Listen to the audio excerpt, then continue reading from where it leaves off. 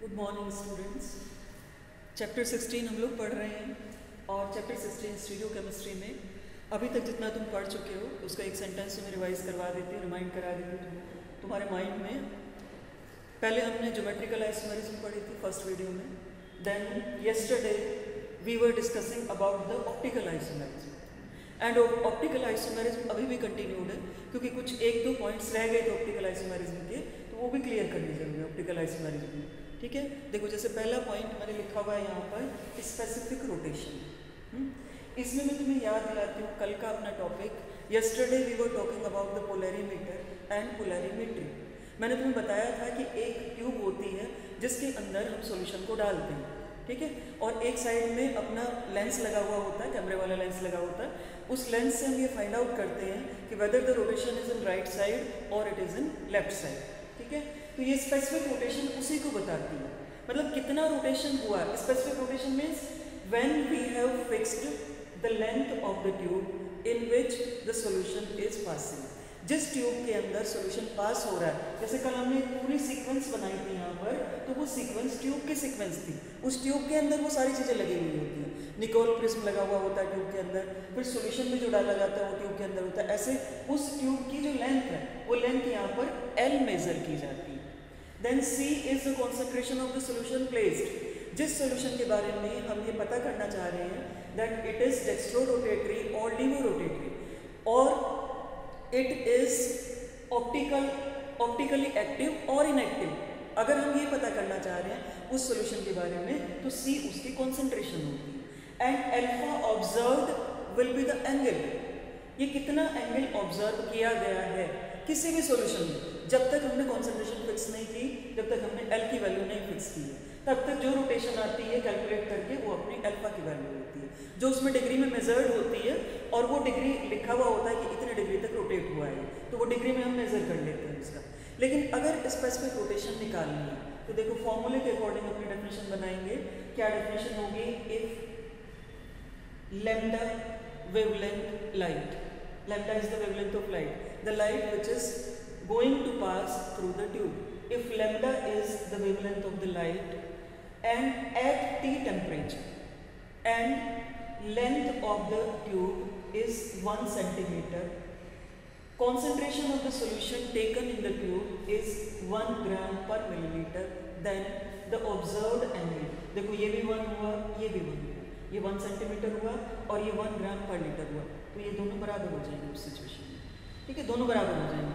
Then the rotation observe will be equal to the specific rotation, वो specific rotation के बराबर मानी जाएगी। ये बात क्लियर हुई?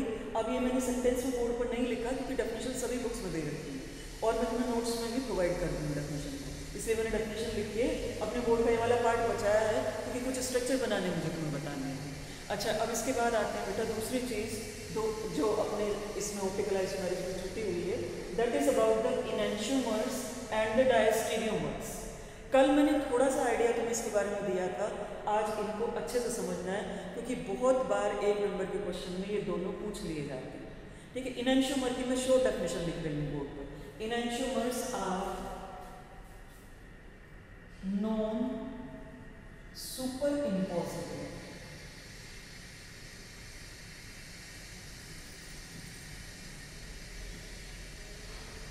Mirror images.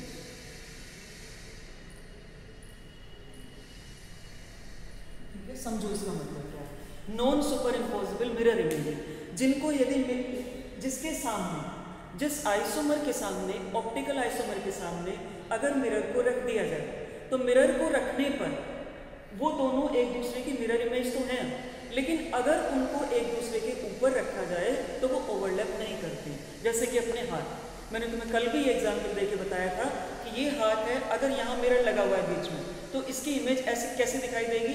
ऐसी इमेज दिखाई देगी। ठीक है, ये हैंड है अपना और ये इसकी इमेज दिखाई दे रही है। लेकिन अगर मैं चाहूँ कि मैं इमेज को उठा के इसके ऊपर रख दूँ, तो अगर मैं इमेज को उठा के इसके ऊपर रखती हूँ तो ऐसे रखी जाएगी इमेज। ठीक है, उसमें क्या होगा, अपना जो ग्रुप इसमें लेफ्ट में आ रहा है उसमें राइट में आएगा। ठीक है, जो ग्रुप इसमें सामने की तरफ फेस कर रहा है वो इसमें बैक साइड में आ जाएगा। Means they are not super impossible. एक दूसरे को ओवरलैप नहीं करते, कंप्लीटली ओवरलैप नहीं करते एक दूसरे को। इसी तरह से मैंने कल तुम्हें एग्जाम्पल बना के ए और बी का भी एग्जाम्पल बताया था, ठीक है। अब दूसरे आते हैं हमें डायस्टेरियोमर्स। डायस्टेरियोमर्स क्या होते हैं, सिर्फ एक वर्ड चेंज होगा डायस्टेरियोमर, दोनों की डेफिनेशन में only one word difference is there, क्योंकि डिफरेंस भी पूछते हैं। देखो, they are also mirror images, mirror image word is common in between the two. They are also mirror images but they are super impossible mirror images, super impossible mirror images, ठीक है। वो isomers जिनको super impose भी किया जा सकता है और जो मिरर इमेज तो है ही एक दूसरे की। देखो फॉर एग्जाम्पल, ये मैंने पेन लिया, ये पेन लेने के बाद मुझे इसकी इमेज ऐसे दिखाई दे रही है, ये इस डायरेक्शन में आ रहा है तो इस इमेज में भी इसी डायरेक्शन में, ठीक है। अब मैं इसको इसके ऊपर सुपर इम्पोज करना चाहती हूँ, मैं चाहती हूँ कि इस पेन को इसके ऊपर इसकी इमेज के ऊपर रख दिया जाए, ठीक है। मैंने इसको इसके ऊपर रख दिया। The only difference is this, इसको भूल जाओ थोड़ी देर के लिए। अगर ये डिफरेंस नहीं है, अगर ये डिफरेंस नहीं है तो ये एक दूसरे के ऊपर सुपर इम्पोजिबल है, कंप्लीटली सुपर इम्पोजिबल है। तो इस टाइप के जो आइसोमर्स होते हैं कि जो मिरर इमेज तो है एक दूसरे की और मिरर इमेज होने के साथ साथ एक दूसरे के ऊपर सुपर इम्पोज भी कर जाते हैं, ठीक है। तो उनको हम क्या बोलते हैं, diastereomers. They are known as the diastereomers, ठीक है। कल मैंने किराल कार्बन के बारे में तुम्हें बताया था। किराल कार्बन और किराल centre is that center or that carbon at which 4 different groups are attached, जिसमें चारों ग्रुप अलग अलग लगे हुए होते हैं। कल हमने टार्ट्रिक एसिड का एग्जाम्पल लिया था, बाकी कुछ एग्जाम्पल्स में भी आज लेने वाली हूँ, जैसे ग्लिसरॉल्डिहाइड का एग्जाम्पल लेने वाली हूँ मैं आज, लैक्टिक एसिड का एग्जाम्पल लेने वाली हूँ कि उसमें हम किराल कार्बन कैसे सेलेक्ट करेंगे, नंबर ऑफ किराल कार्बन कितने होंगे, नंबर ऑफ इमेजेस बनने वाले फॉर्म्ड कितनी होंगी, ये हम सेलेक्ट करने वाले हैं, ठीक है। तो सबसे पहले एग्जाम्पल में लिख रही हूँ बोर्ड पर ग्लिसरॉल्डिहाइड का।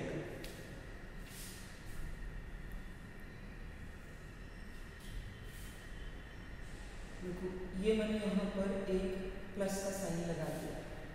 This is called Fischer projection formula. अभी ये डायग्राम बनाने के बाद तुम्हें ये बताने के बाद इनैंशियोमर डायस्टेरियोमर्स हम फिशर प्रोजेक्शन फॉर्मूला भी जानेंगे और वो इसका लास्ट पार्ट है, ठीक है। यहाँ पे मैंने लिखा H देन OH, यहाँ मैंने लिख दिया CHO और यहाँ पर मैंने लिखा CH2OH। This is glyceraldehyde. अगर तुम्हें ग्लूकोज का स्ट्रक्चर याद आ रहा है तो ग्लूकोज में ये स्ट्रक्चर आता था, एल्डिहाइड ग्रुप भी आता था, CH2H ग्रुप भी आता था, OH ग्रुप भी आता था और H ग्रुप भी आता था, ठीक है। अब एक चीज और देखो जो ग्लूकोज में भी थी और इसमें भी थी, इसमें OH अगर राइट साइड में है मेरे राइट हैंड की तरफ अगर OH है तो this is called the D form, D या इसे प्लस फॉर्म, इसको हम क्या बोलेंगे, डी ग्लिसरॉल्डिहाइड, ठीक है। उसके बाद आओ फिर दूसरा स्ट्रक्चर मैं इसी का बना रही हूँ, उसका मिरर इमेज इसके सामने बना रहा हूँ।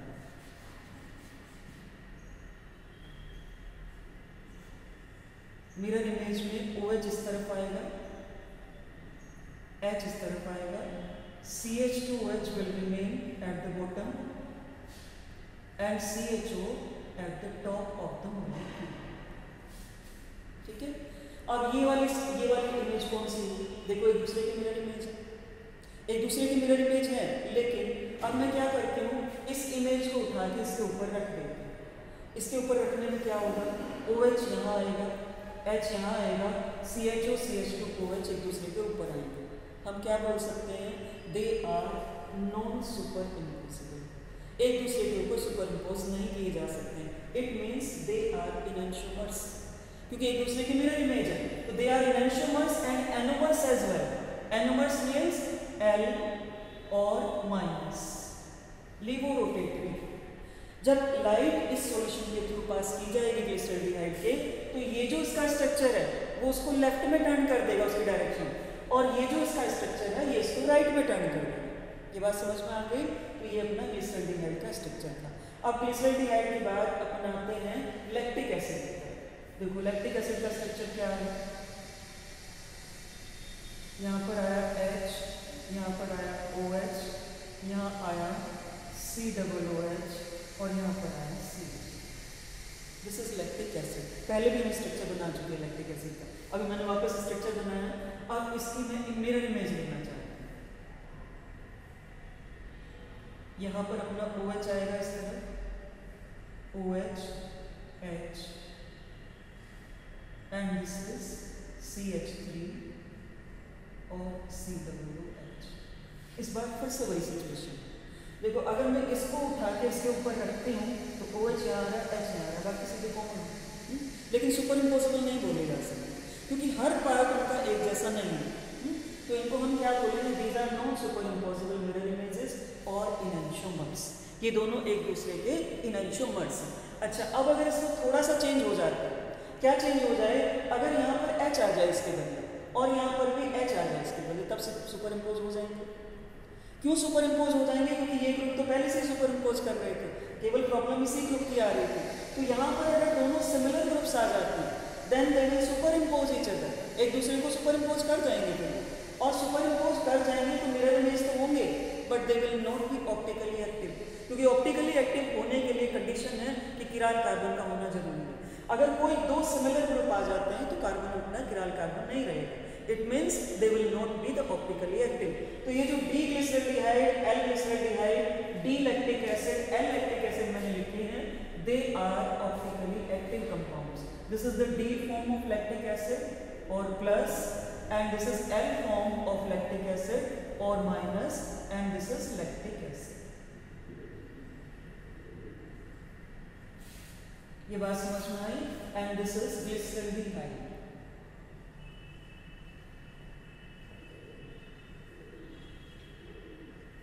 ठीक है। अच्छा, अब एक चीज समझनी है बेटा, फिशर प्रोजेक्शन फॉर्मूला पहले तुम्हें बता देती हूँ।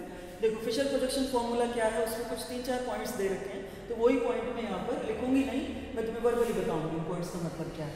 Fisher is the name of the scientist.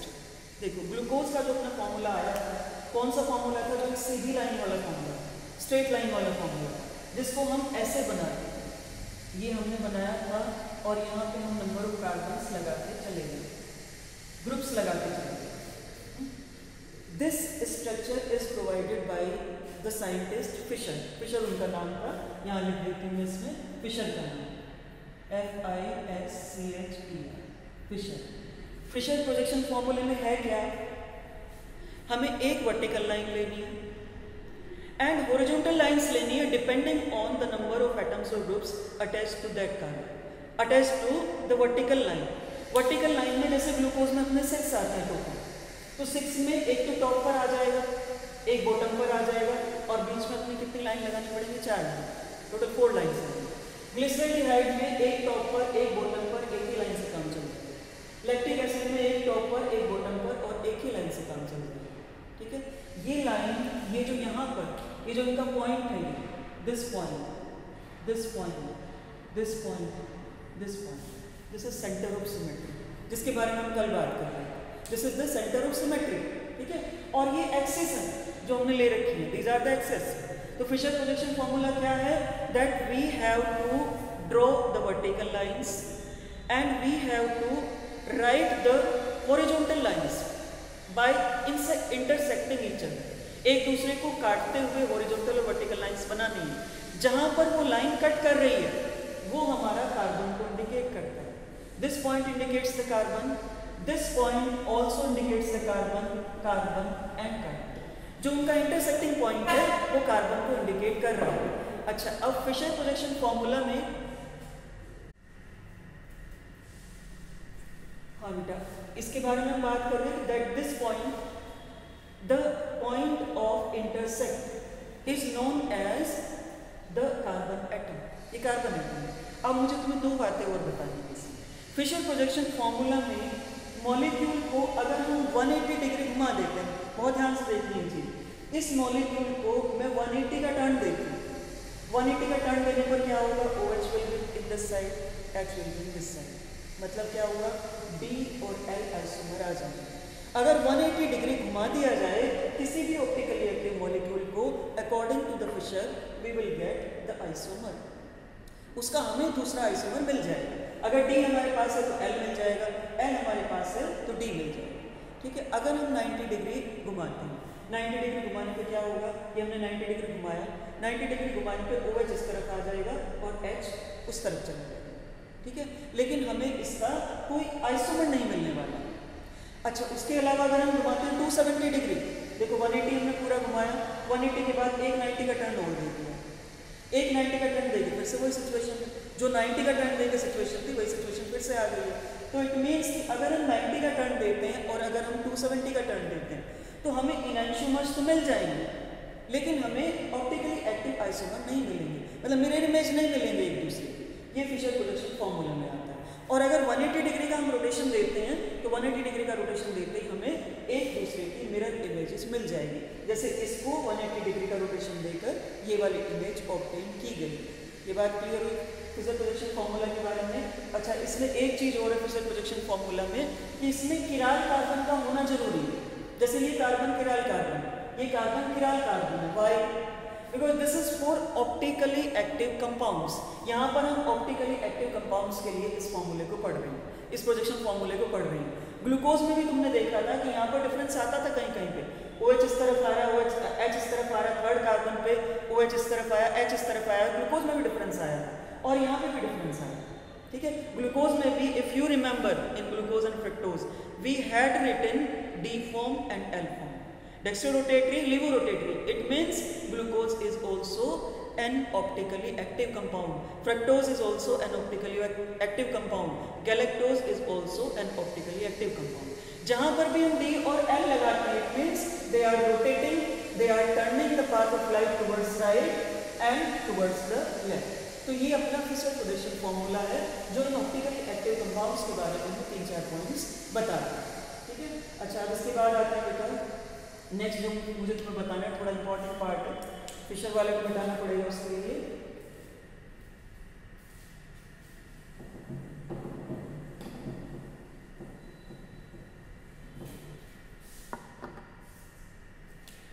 मीसोफॉर्म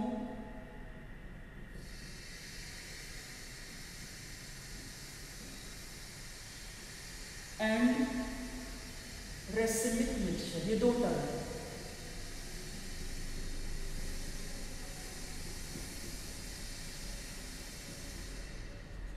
और दोनों में बहुत ध्यान से डिफरेंस समझना, मीसोफॉर्म और रेसिमिक मिक्सचर। देखो ये मीसोफॉर्म और रेसिमिक मिक्सचर, सबसे पहला पॉइंट ऑफ डिफरेंस ये है कि रेसिमिक मिक्सचर हम इसका भी बना सकते हैं। रेसिमिक मिक्सचर के लिए हमारे पास क्या होना चाहिए, एक D फॉर्म होनी चाहिए, एक L फॉर्म होनी चाहिए, दो फॉर्म होनी चाहिए। दोनों फॉर्म को अगर हमने मिक्स कर दिया तो मिक्स करने पर जो हमें मिक्सचर ऑब्टेन्ड होगा automatically it will be 50% D and 50% L। अगर इन दोनों को हमने मिला दिया है तो मिलाने के बाद जो हमें ऑब्टेन होगा वो रेसिमिक मिक्सचर कहलाएगा and that mixture will be optically inactive. इस टर्म पे ज्यादा फोकस करना है, ऑप्टिकली इनएक्टिव। ऑप्टिकली इनएक्टिव क्यों होगा, क्योंकि देखो जितना ही रोटेशन को लेफ्ट में टर्न करेगा उतना ही ये रोटेशन को राइट में टर्न करेगा और दोनों एक दूसरे के अपोजिट। ये अगर राइट में टर्न कर रहा है जितने एंगल उतना ही वो लेफ्ट में टर्न कर रहा है तो अल्टीमेटली सिचुएशन वही आ गई, फिर से उसी जगह आ जाएंगे, उसी पॉइंट पे आ जाएंगे। इसलिए इसको ऑप्टिकली इनएक्टिव माना जाता है, ये ऑप्टिकली एक्टिव नहीं होता है। मतलब इसमें अल्फा की वैल्यू 0 आने वाली है, ये समझ लीजिए। जो स्पेसिफिक रोटेशन वाला हमने फॉर्मूला लिखा था, alpha observed will be 0 in case of racemic mixture. ये बात तो हुई रेसिमिक मिक्सचर की। हमने अपने आप मिलाया D को और L को।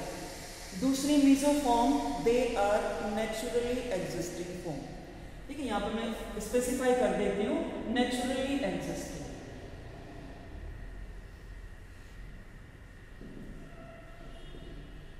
जैसे for example tartaric acid.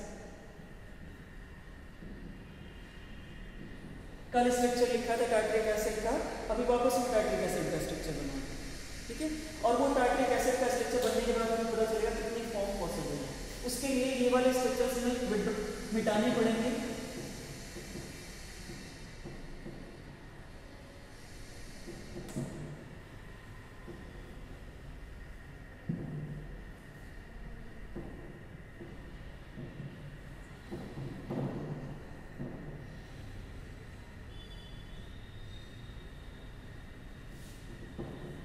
Tartaric acid का अगर तुम्हें फॉर्मूला याद है कल वाला, तो क्या फॉर्मूला था? CHOH C double H, दूसरी तरफ भी same CHOH and C double H। ठीक है, चार कार्बन का एक मॉलिक्यूल है जिसमें 2 कार्बन COOH है और 2 कार्बन पर CH H और OH लगा।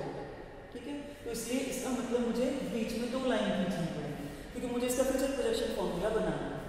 एक लाइन ऑलरेडी खींची हुई है और एक लाइन और खींचनी, क्योंकि मुझे 4 स्ट्रक्चर बनाने हैं इसके। अब ये एक लाइन मैंने और खींची, यहाँ पर भी एक लाइन में और। ठीक है, अब प्लेस करना स्टार्ट करते हैं। देखो टॉप पर क्या आएगा? COOH, क्योंकि चेन यहाँ से शुरू हो रही है। बॉटम पर क्या आएगा? COOH, क्योंकि चेन यहाँ पर एंड है। ठीक है, यहाँ से स्टार्ट करके यहाँ तक जाना है। बीच में 2 कार्बन है, एक कार्बन पर H इस तरफ, OH इस तरफ मैंने लगाया, दूसरे कार्बन पर OH मैंने इस तरफ लगाया और H मैंने इस तरफ लगाया। ठीक है, अब इधर देखते हैं इसके मिरर इमेज की बनाई हुई है, तो मिरर इमेज में कहाँ पर पोजीशन मिलेगी? COOH। मिरर इमेज में जो जितना दूर होता है उतनी दूर चला जाता है। तो मतलब ये वाला जो पार्ट है, ये वाला पार्ट इधर आने वाला है, ये पार्ट इधर आने वाला है। OH and H, H and OH। ठीक है, ये बात समझ में आई? हाथ को मैं जितना दूर रखूंगी मिरर से, जैसे मैंने ये इतनी दूर रखा है तो इमेज इतनी दूर बनने वाली है, ये मैंने इतना पास रखा है तो इमेज उतनी पास बनने वाली है। जो ग्रुप जितना दूर लगा हुआ है वो उतनी दूर दिखाई देगा। देखो मैं इसको ऐसे रखती हूँ तो ये वाला जो पार्ट है यहाँ पे कैसे दिखाई देगा? ऐसे दिखाई देगा, इतनी दूर दिखाई देगा। तो जो दूर वाले ग्रुप है वो दूर बनाने हैं, तो पास वाले ग्रुप में पास बनाने हैं।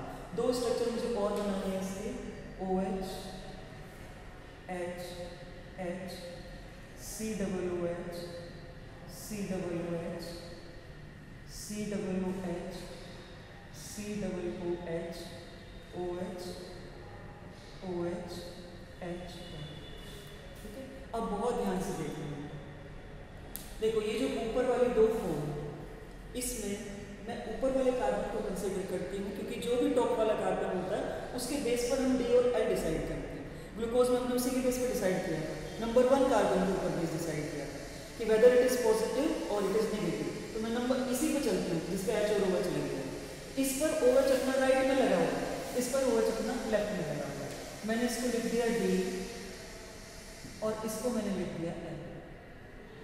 ठीक है, और D और L अगर मैंने लिख दिया तो इट मीन्स मैंने सर्टिफिकेट दे दिया इनको कि ये ऑप्टिकली एक्टिव है, दोनों ऑप्टिकली एक्टिव है। D और L फॉर्म दोनों ऑप्टिकली एक्टिव हैं, दोनों एक दूसरे की मिरर इमेजेस हैं, दोनों एक दूसरे की non super impossible mirror images हैं।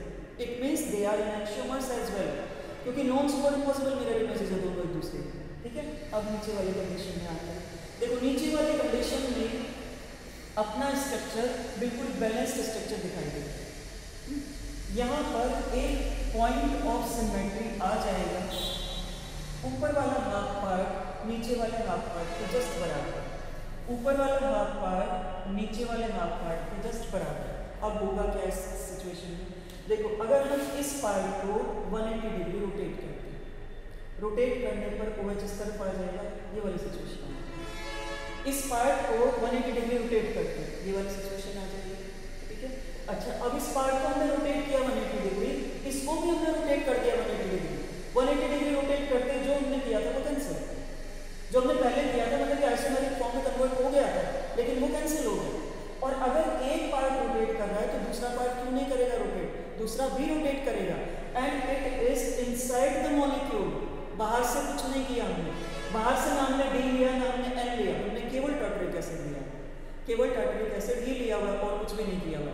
तो टार्टरिक एसिड में ये फॉर्म भी होगी, ये फॉर्म भी होगी, ये दोनों फॉर्म। तो हमें सबसे पहले जो ऑप्टिकल आइसोमेरिज्म के बारे में पता चला था टार्टरिक एसिड से ही पता चला था। लुई पास्चर ने बताया था कि D और L की एक बार अगर उसके सॉल्यूशन के सामने हम लेकर आते हैं लाइट को, तो एक बार तो लेफ्ट में टर्न होती है, एक बार राइट में टर्न होती है। ये तो अपना एक्सपेरिमेंट ही था जिससे अपने ऑप्टिकल एक्टिविटी को डिसाइड किया था। तो इनको तो नेग्लेक्ट किया ही नहीं जा सकता, ये तो प्रूफ है कि ये दोनों फॉर्म तो एग्जिस्ट करती ही करती हैं, लेकिन इनको भी नेग्लेक्ट नहीं किया जा सकता कि सॉल्यूशन को अगर लंबे टाइम तक रखा जाए तो लंबे टाइम तक रखने पर हमें क्या ऑब्जर्व करते हैं कि हमें मीजो फॉर्म अवेलेबल होती है, ना डी अवेलेबल होती है ना एल अवेलेबल होती है, और एक मीजो फॉर्म अवेलेबल होती है जो कि ऑप्टिकली इनएक्टिव है, क्योंकि ऑप्टिकली इनएक्टिव हो गई है। तो this is optically inactive meso form. ठीक है, अब आगे बढ़ने से पहले मैं तुम्हारा डिफरेंस क्लियर करना चाहती हूँ कि मीजो और रेसमिक मिक्सचर में डिफरेंस क्या है।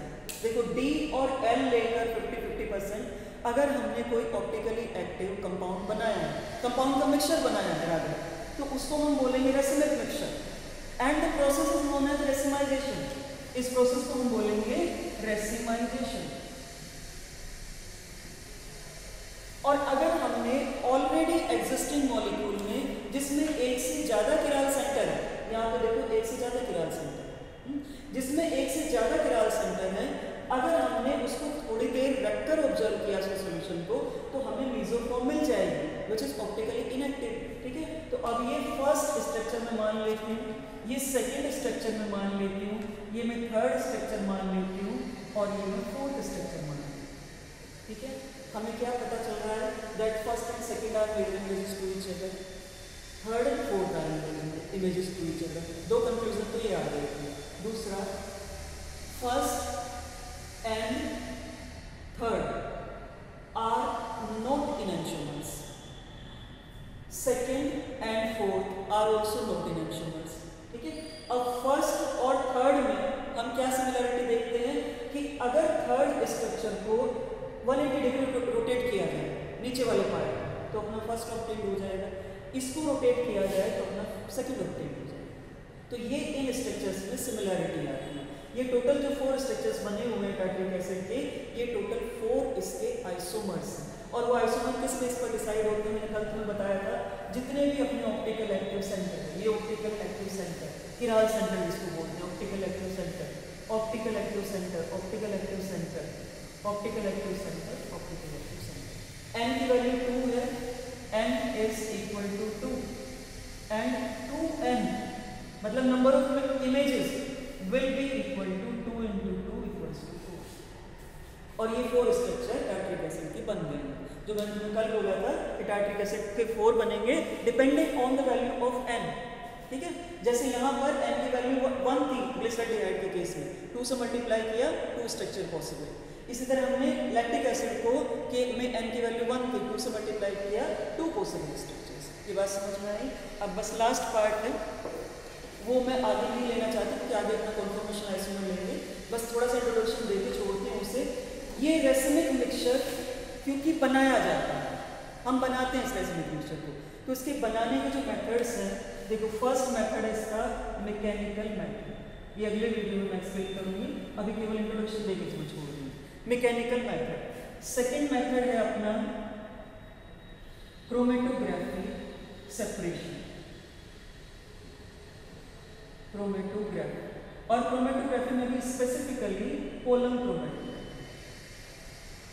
ठीक है, एक अपना ये तरीका है बनाने का। दूसरा अपना तरीका है केमिकल मेथड, एक अपना तरीका है बायोकेमिकल मेथड। ये 4 तरीका, ठीक है, 4 का सिर्फ एक एक पॉइंट मैं बता के छोड़ती हूँ। मैकेनिकल, अगर हम कोई केमिकल प्रोसेस फॉलो किए बिना सेपरेट कर रहे हैं, क्रोमेटोग्राफी क्रोमेटोग्राफिक सेपरेशन की हेल्प से सेपरेट कर रहे हैं। केमिकल मेथड, अगर कोई केमिकल डाल के दोनों को सेपरेट कर रहे हैं, डी और एल को। और बायोकेमिकल, अगर कोई यीस्ट या कोई दूसरा ऑर्गेनिज्म मिलाकर डी और एल फॉर्म को सेपरेट किया जा रहा है। ठीक है, एक बार इसको छोड़